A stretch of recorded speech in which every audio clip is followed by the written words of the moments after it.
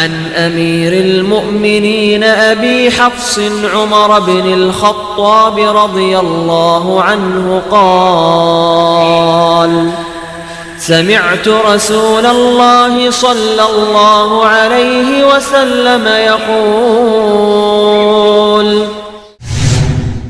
الحمد لله نحمده ونستعينه ونستغفره ونؤمن به ونتوكل عليه ونعوذ بالله من شرور أنفسنا ومن سيئات أعمالنا من يهده الله فلا مضل له ومن يضلله فلا هادي له أما بعد فأعوذ بالله من الشيطان الرجيم بسم الله الرحمن الرحيم يا أيها الذين آمنوا كتب عليكم الصيام كما كتب على الذين من قبلكم لعلكم تتقون أياما معدودات فمن كان منكم مريضا وعلى سفر فعدة من أيام أخر وعلى الذين يطيقونه فدية طعام مسكين فمن تطوع خيرا فهو خير له وأن تصوموا خير لكم إن كنتم تعلمون شهر رمضان الذي أنزل فيه القرآن هدى للناس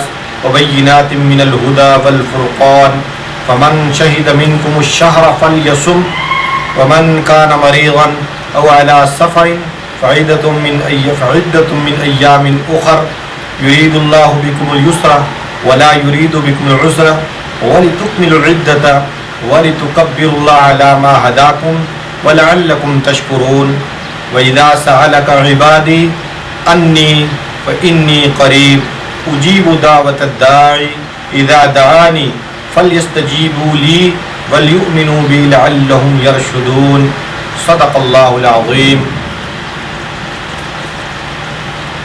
اے اہل ایمان،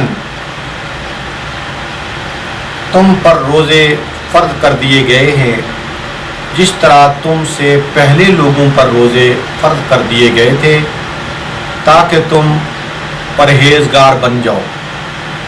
یہ گنتی کے چند ایام ہیں، تم میں جو شخص بیمار ہو یا سفر پہ ہو تو یہ گنتی دوسرے دنوں میں پوری کر لے، اور وہ شخص یا وہ لوگ جو اس کی طاقت رکھتے ہیں تو ایک مسکین کا کھانا دے دیں۔ جو شخص نیکی کرے یہ اس کے لیے، خوشی سے جو شخص نیکی کرے یہ اس کے لیے بہتر ہے، اور یہ کہ روزہ رکھو تم، یہ تمہارے لیے بہتر ہے اگر تم اس بات کو جانتے ہو۔ رمضان کا مہینہ وہ ہے جس میں قرآن حکیم اتارا گیا، یہ لوگوں کے لیے ہدایت کا پیغام ہے، وبینات من الہدی، اور ہدایت کے واضح دلائل ہیں، والفرقان، اور حق اور باطل کے درمیان فرق کرنے کے واضح دلائل ہیں۔ جو شخص تم میں حاضر ہو اس مہینے میں اسے چاہیے کہ وہ روزہ رکھے، اور جو شخص بیمار ہو یا سفر پہ ہو تو دوسرے دنوں میں ان کی گنتی پوری کرے۔ اللہ تمہارے ساتھ آسانی کا معاملہ کرتے ہیں، اللہ تمہارے ساتھ آسانی کا معاملہ کرنا چاہتے ہیں، اللہ تمہارے ساتھ مشکل کا معاملہ نہیں کرنا چاہتے، تاکہ تم اس گنتی کو پورا کر لو اور اللہ کی بڑائی بیان کرو جس نے تمہیں ہدایت دی ہے، وَلَعَلَّكُمْ تَشْكُرُونَ، اور تاکہ تم شکر گزار بندے بنو۔ اِذَا سَأَلَكَ عِبَادِي، اور جب آپ سے میرے بندے سوال کریں عنی، میرے بارے میں، تو انہیں بتائیے کہ میں بہت قریب ہوں، میں پکارنے والے کی دعا کو قبول کرتا ہوں جب وہ مجھے پکارتا ہے۔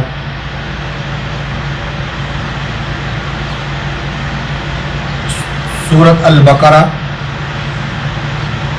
کا 6 نمبر رکوع ہے، اس میں اللہ رب العالمین نے رمضان المبارک سے متعلق ارشاد فرمایا کہ رمضان کی کیا فضیلت ہے اور اس کی کیا اہمیت ہے۔ سب سے پہلے تو فرمایا کہ اے ایمان والو، تم پر روزے اس طرح فرض کر دیے گئے ہیں جس طرح پہلی امتوں پر روزے فرض کر دیے گئے تھے۔ علامہ ابن کثیر رحمہ اللہ نے اپنی تفسیر میں یہ بات لکھی ہے کہ سیدنا نوح علیہ السلام سے لے کر نبی اکرم صلی اللہ علیہ وسلم تک ہر امت پر ہر مہینے میں 3 دن کے روزے فرض کیے گئے، اور نبی اکرم صلی اللہ علیہ وسلم کی امت کو یہ اعزاز ملا کہ اس پر 1 مہینے کے روزے فرض کیے گئے۔ علامہ ابن کثیر نے جو روایات اکٹھی کی اپنی تفسیر میں، ان میں ایک روایت یہ بھی آتی ہے کہ جتنی امتیں پہلے گزری ہیں ان پر 1 مہینے کے مکمل روزے فرض کیے گئے۔ نبی پاک صلی اللہ علیہ وسلم کی امت کو جو روزے دیے گئے، اس کی اللہ نے ایک حکمت بیان فرمائی کہ اے اہل ایمان، تم پر روزہ فرض کر دیا گیا، لعلکم تتقون، یہ روزے رکھنے کی وجہ بیان کی تاکہ تم متقی اور پرہیزگار بن جاؤ۔ یہاں لفظ صیام آیا جو صوم کی جمع ہے۔ صوم کا معنی ہے رک جانا۔ تعریف اس کی اصطلاح میں یہ کی گئی ہے کہ طلوع صبح صادق سے لے کر غروب آفتاب تک کھانا پینا اور ازدواجی تعلقات سے اپنے آپ کو باز رکھنا، یہ روزہ کہلاتا ہے۔ اور اس عرصہ میں اللہ نے فرمایا وَأَتِمُّ الصِّيَامَ إِلَى اللَّيْلِ، رات جب شروع ہو تو اس وقت تک تم اپنا روزہ مکمل کر لیا کرو۔ وجہ اور حکمت یہ بیان فرمائی روزہ رکھنے کی، لعلکم تتقون، تاکہ تم متقی اور پرہیزگار بن جاؤ۔ متقی اور پرہیزگار کا کیا مطلب؟ کہ اللہ سے ڈر ڈر کر اپنا وقت گزارنا، کوئی ایسا عمل نہ ہو جائے جس سے اللہ رب العالمین ہم سے ناراض ہو جائے۔ حضرت ابی بن کعب یہ قرآن کے بہت بڑے قاری تھے، جن کو نبی اکرم صلی اللہ علیہ وسلم نے ارشاد فرمایا اقرأہم ابی بن کعب، کہ افضل سب سے زیادہ قرآن کے قاری جو ہیں وہ حضرت ابی بن کعب رضی اللہ تعالیٰ۔ ابی بن کعب سے حضرت عمر نے پوچھا کہ تقوی کی کیا تعریف ہے؟ فرمایا کہ تقوی اس کو کہتے ہیں کہ جھاڑی دار جنگل سے ایک آدمی ریشمی لباس پہن کر گزرے تو اپنے آپ کو اس طرح بچائے کہ کہیں کانٹے کے ساتھ الجھ کر اس کے کپڑے پھٹ نہ جائیں۔ فرمایا یہی تقوی کی تعریف ہے کہ دنیا ایک جھاڑی دار جنگل ہے، اور ایک انسان، ایک مسلمان جب اس سے گزر رہا ہو تو اپنے آپ کو گناہوں کی جھاڑیوں سے بچائے، کہیں گناہوں کی دلدل میں پھنس نہ جائے اور گناہوں کے کانٹوں کے ساتھ الجھ کر اللہ کا نافرمان نہ بن جائے۔ تو حضرت عمر رضی اللہ تعالیٰ نے فرمایا کہ یہ ہوئی نا تقوی کی تعریف، کہ اپنے آپ کو دنیا میں ایسے کاموں سے بچا کر آگے گزرنا کہ جن سے اللہ رب العالمین ناراض ہوتے ہیں۔ تو گویا کہ روزے کا مقصد اللہ نے یہ بیان فرمایا لعلکم تتقون، تاکہ تم متقی بن جاؤ، تاکہ تم پرہیزگار بن جاؤ، تاکہ تمہاری ظاہری اور باطنی صفائی ہو جائے۔ جیسے نبی اکرم صلی اللہ علیہ وسلم نے فرمایا کہ اے نوجوانوں، تم شادی کرو، جس کے پاس قوت اور طاقت ہے شادی کرے، اور اگر ایسا نہیں تو وہ روزہ رکھے، کیونکہ روزہ جو ہے یہ تمہارے تقوی اور طہارت کے لیے بہت ضروری ہے۔ اور پھر فرمایا کہ یہ سدا سال ہا سال نہیں بلکہ ایام معدودات، گنتی کے چند ایام ہیں، کبھی 29 دن، کبھی 30 دن۔ اور فرمایا فمن کان منکم مریضا او علی سفر فعدۃ من ایام اخر، 2 لوگوں کو روزے کے اندر گنجائش دی گئی ہے، ایک بیمار اور ایک صاحب سفر، جو آدمی سفر پہ ہو۔ سفر پہ جو آدمی ہے وہ روزہ نہ رکھے، دوسرے ایام میں اس کی قضا کر لے، دوسرے ایام میں رکھ لے۔ لیکن آج کل چونکہ سفر میں سہولیات بہت زیادہ ہیں، اگر ایک آدمی سفر کے دوران بھی روزے میں ہے تو یہ بہتر معاملہ ہے اور افضل معاملہ ہے۔ لیکن بیمار آدمی، اب اس کی بیماری کی صورت بھی دیکھنی ہے کہ اگر بہت زیادہ بیمار ہے، جان جانے کا خطرہ ہے، تو ایسا آدمی روزہ نہ رکھے۔ اسی طرح ماں جو بچوں کو دودھ پلاتی ہے، اگر اس کو روزہ رکھنے میں تکلیف ہوتی ہے یا تکلیف کا سامنا ہے تو اس کے لیے بھی گنجائش ہے کہ وہ روزہ نہ رکھے اور دوسرے دنوں میں اس کی قضا کر لے۔ اسی طریقے سے جس عورت کے پیٹ میں بچہ ہو، اگر اس کو روزہ رکھنے میں مشقت ہو، جان جانے کا خطرہ ہو، تو ایسی عورت کے لیے بھی مسئلہ یہی ہے کہ وہ روزہ نہ رکھے، بعد میں اس کی قضا کر لے۔ تو دو لوگوں کو یہاں گنجائش دی، ایک مریض اور دوسرا مسافر۔ جیسے نبی پاک صلی اللہ علیہ وسلم کے زمانہ میں کئی دفعہ اس طرح ہوا کہ کسی مسافر نے روزہ رکھا، وہ بے ہوش ہو گیا، برداشت نہ کر سکا، لوگوں کا اس پر ہجوم ہوا، لوگ اس کی تیمارداری کے لیے آ رہے ہیں۔ نبی اکرم صلی اللہ علیہ وسلم نے پوچھا یہ کیا ہے؟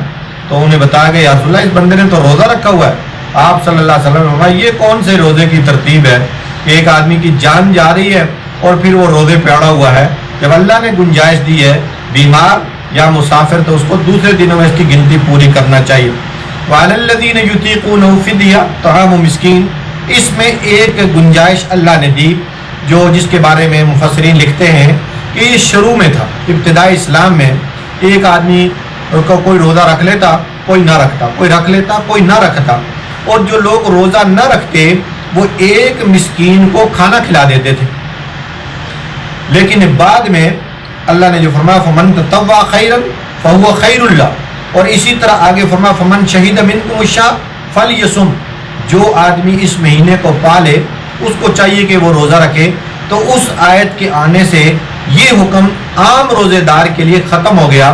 لیکن مفسرین لکھتے ہیں کہ جو آدمی اتنا بوڑھا ہو جائے کہ اب اس کو زندگی میں دوبارہ یہ جوانی کا مل جانا، جوانی اب دوبارہ نہیں مل سکتی، اور بڑھاپے کی اس سٹیج پہ پہنچ گیا کہ وہاں سے پیچھے نہیں آ سکتا، اسی حال میں وہ اس کی جان چلی جاتی ہے، تو ایسے آدمی کے لیے جو بہت بڑی عمر کا ہو جائے اس کے لیے اس میں بھی اب گنجائش موجود ہے کہ وہ روزہ نہ رکھے اور ایک روزے کے بدلے میں ایک مسکین کو کھانا کھلائے۔ جیسے علامہ ابن کثیر رحمۃ اللہ علیہ نے اپنی تفسیر میں حضرت انس بن مالک رضی اللہ تعالیٰ کا واقعہ لکھا ہے کہ جب وہ بہت بوڑھے ہو گئے تو اپنی زندگی کے آخری سالوں میں، سال دو سال میں جو روزے آخری زمانہ میں گزرے، حضرت انس بن مالک رضی اللہ تعالیٰ عنہ کی زندگی کا واقعہ فرمایا کہ جب بہت بوڑھے ہو گئے تو آپ نے اپنی زندگی کے آخری ایک دو سال جو گزرے ان میں روزے نہیں رکھے، اور ان کی جگہ آپ ہر روزے کے بدلے میں ایک مسکین کو کھانا کھلا دیتے تھے۔ تو قرآن حکیم نے یہاں یہ گنجائش دی ہے کہ جو لوگ طاقت رکھتے ہیں وہ فدیہ دیں۔ تو مفسرین لکھتے ہیں کہ بعد والی آیت نے اس حکم کو عام روزے دار کے لیے ختم کر دیا، لیکن جو بہت زیادہ بوڑھا ہو جائے، شیخ فانی جس کو فقہ کی کتاب کہتی ہے، شیخ فانی ایسی زندگی کو پہنچ جائے کہ اب اس کو صحت ملنے کا امکان نہیں اور پیچھے آنے کا امکان نہیں، بلکہ اب تو آگے ہی کوئی جائے گا، تو ایسا شیخ فانی ہر روزے کے بدلے میں ایک مسکین کو کھانا کھلائے۔ فمن تطوع خیرا فهو خیر اللہ، جو شخص نیکی میں سبقت کرے اور اس کے لیے یہ چیز بہتر ہے۔ وَأَن تَصُومُوا خَيْرٌ لَكُمْ، اب دو چیزیں ہیں، ایک ہے فدیہ اور ایک ہے روزہ۔ فرما روزہ رکھنا فدیہ دینے سے بہتر ہے اگر تمہیں یہ بات معلوم ہو۔ تو اللہ نے سورۃ بقرہ کی ان دو آیتوں میں روزے کے متعلق کچھ احکامات اور کچھ روزے کی اہمیت کا ذکر فرمایا۔ آگے رمضان المبارک کی ایک اور بڑی فضیلت اور اہمیت کا اللہ تعالیٰ اس آیت میں ذکر فرماتے ہیں۔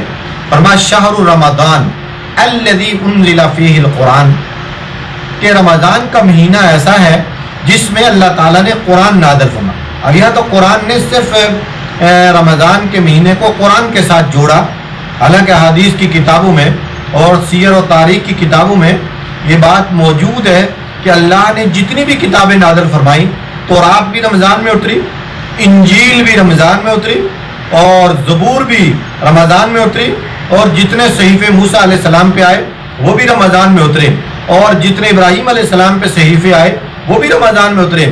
غرض یہ کہ جتنے صحیفے آئے وہ بھی رمضان میں آئے، اور جتنی کتابیں آئیں وہ بھی رمضان المبارک میں آئیں۔ اور قرآن کے لیے تو اللہ نے واضح فرما دیا کہ رمضان کے مہینے میں اللہ نے قرآن کو اتارا جو لوگوں کے لیے ہدایت اور ہدایت کا واضح سامان اور واضح دلائل اس میں موجود ہیں۔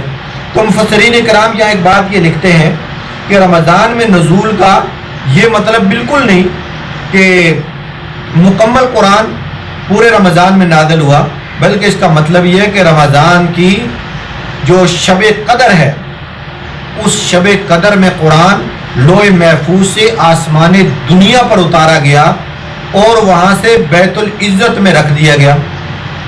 لوح محفوظ سے آسمان دنیا پر اتارا گیا اور وہاں اسے بیت العزت میں رکھ دیا گیا۔ وہاں سے حالات کے مطابق 23 سالوں میں تھوڑا تھوڑا تدریجی طور پر جہاں جس موقع پہ جس کی ضرورت تھی قرآن اترتا رہا۔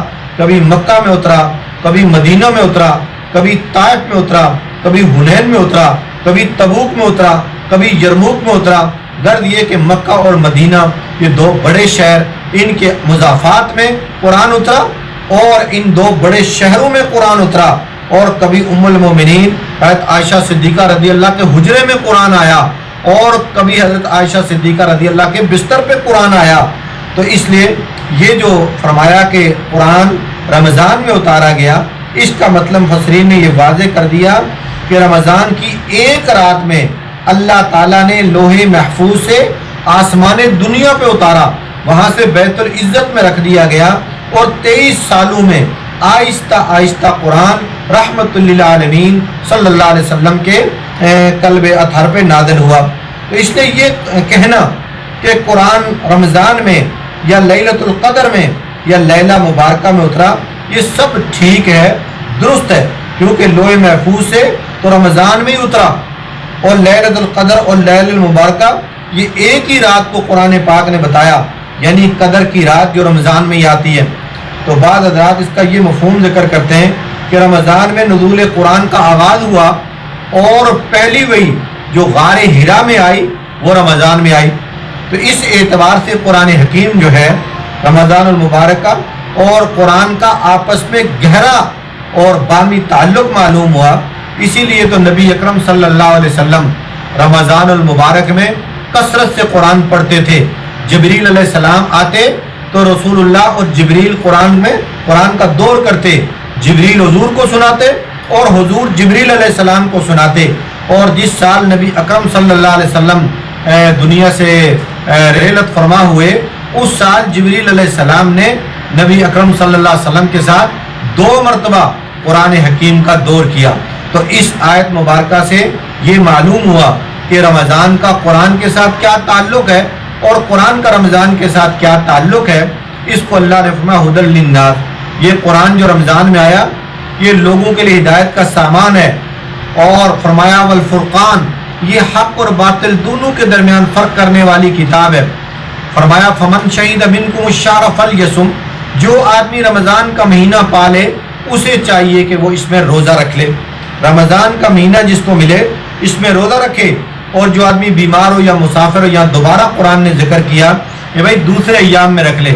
اور پھر قرآن نے عجیب فلسفہ یہ بیان کیا کہ کوئی مت یہ سمجھے کہ شاید ہمیں تکلیف میں اللہ تعالیٰ مبتلا کرنا چاہتے ہیں، اللہ ہمیں مشقت میں ڈالنا چاہتے ہیں۔ فرمایا یرید اللہ بکم الیسر، روزہ فرض تم پر جو کیا رمضان میں اتنے اہتمام کا جو تمہیں فرمایا جا رہا ہے، اس میں کوئی مشقت میں ڈالنا مقصود نہیں۔ اللہ تم پر آسانی چاہتے ہیں، اللہ تم پر کوئی مشقت نہیں چاہتے۔ اللہ تو یہ چاہتے ہیں وَلِتُكْمِلُوا الْعِدَّةَ، تاکہ تم اس گنتی کو پورا کر لو، وَلِتُكَبِّرُوا اللَّهَ، اللہ کی بڑائی بیان کرو، اس لیے کہ اللہ نے تمہیں ہدایت دی ہے، اور ہدایت یہ اللہ کی بہت بڑی نعمت ہے۔ وَلَعَلَّكُمْ تَشْكُرُونَ، اس لیے تم اللہ کی بڑائی بیان کرو تاکہ تم شکر گزار بندے بنو۔ اگلی آیت مبارکہ میں اللہ تعالیٰ نے ایک بڑی اہم چیز بیان کی جو رمضان کے ساتھ بڑا اس کا گہرا تعلق ہے، وہ ہے دعا، کہ بھئی میرے بندے جب میرے بارے میں پوچھیں کہ اللہ جی کہاں ہیں تو انہیں یہ فرما دیں قریب۔ دوسری آیت میں آتا ہے نحن اقرب الیہ من حبل الورید، ہم تو اس بندے کی سارگ سے زیادہ قریب ہیں۔ تو اللہ اس بندے کے بہت زیادہ قریب ہے۔ اور جو فلسفہ بیان کیا رمضان المبارک میں اس آیت کے اندر دعا کا، فرما اجیب دعوت الداعی، میں پکارنے والے کی دعا کو قبول کرتا ہوں جب بھی وہ پکارتا ہے، تو اسے چاہیے کہ وہ دعائیں کرتا رہے۔ اور رمضان المبارک میں کچھ گھڑیاں ایسی ہیں جن میں اللہ رب العالمین بندے کی دعا قبول کرتے ہیں، خصوصاً جب افطاری کا وقت ہوتا ہے اور افطار کرنے والا بندہ افطاری سے پہلے جو اللہ کی بارگاہ میں دعا مانگتا ہے اللہ تعالیٰ اس کو قبول فرماتے ہیں۔ تو اس لیے اس ماہ مبارک میں ہمیں یہ چاہیے کہ ہم رمضان کی قدر پہچانیں اور رمضان کی قدر کریں۔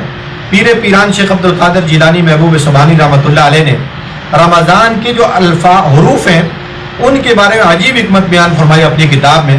فرمایا یہ 5 حروف کا مرکب ہے. لفظ را، میم، ضاد، الف اور نون. فرمایا را کا مطلب اس مہینے میں اللہ کی رحمت اترتی ہے، جیسے حضور نے بھی فرمایا اول رحمہ، اس مہینے کے پہلے دن 10 دن رحمت کے. اور دوسرا میم کہ اس مہینے میں اللہ تعالیٰ کی طرف سے اپنے بندوں کی مغفرت ہوتی ہے. اور تیسرا ضاد، فرمایا جو بندہ اچھی طرح روزہ رکھتا ہے، آداب کا لحاظ رکھ کے روزہ رکھتا ہے، فرمایا وہ اللہ کی ضمانت میں آ جاتا ہے. اور پھر الف ہے. الف یہ مخفف ہے الفت سے کہ جو آدمی آداب کا لحاظ رکھ کے روزہ رکھتا ہے وہ اللہ کا محبوب بن جاتا ہے، اللہ کو اس سے الفت ہو جاتی ہے. آگے لفظ نون ہے، حرف نون. اس کا مطلب یہ کہ جو رمضان کے آداب کا خیال رکھ کے روزہ رکھے گا، اللہ کو راضی کرنے کے لیے روزہ رکھے گا، فرما اللہ اس کی نصرت فرمائیں گے. یہ لفظ نون اس طرف اشارہ کرتا ہے. تو اس طرح اللہ رب العالمین روزے دار کے ساتھ بڑے خوش ہوتے ہیں. اور فرمایا کہ الصوم لی وانا اجزی بہ، کہ روزہ میرے لیے اور میں اس کی جزا ہوں. باقی جتنے اعمال ہیں ان کی جزا کی اور ترتیب ہے، لیکن روزے کی اہمیت اللہ نے اس میں بیان فرمایا حدیث قدسی الصوم لی وانا اجزی بہ، کہ روزہ میرے لیے اور میں اس کی جزا دوں گا. اللہ رب العالمین مجھے اور آپ کو عمل کی اور سمجھ کی توفیق عطا فرمائے. سبحانک اللہم و بحمدک، سبحان اللہ العظیم. عن أمير المؤمنين أبي حفص عمر بن الخطاب رضي الله عنه قال: سمعت رسول الله صلى الله عليه وسلم يقول: